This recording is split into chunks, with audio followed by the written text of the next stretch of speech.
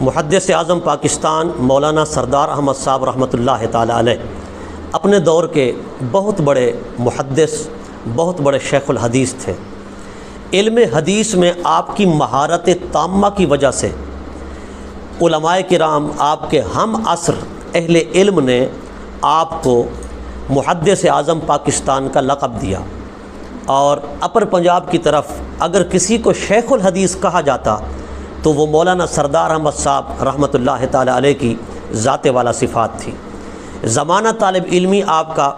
چونکہ سرزمین بریلی شریف میں گزرا، جو عاشق رسول، امام اہل سنت، مجدد دین و ملت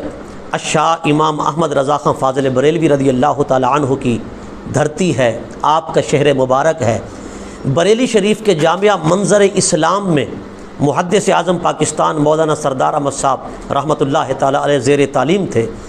تو آپ کے شوق مطالعہ کا یہ عالم تھا کہ جب جامعہ کے دوسرے طلباء سو جاتے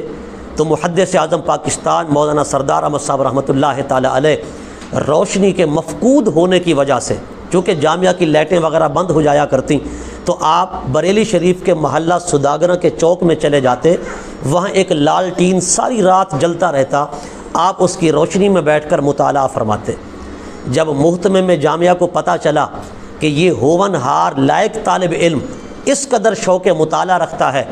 کتابوں کے پڑھنے کا اس قدر اسے شوق ہے، رغبت ہے، وارفتگی ہے،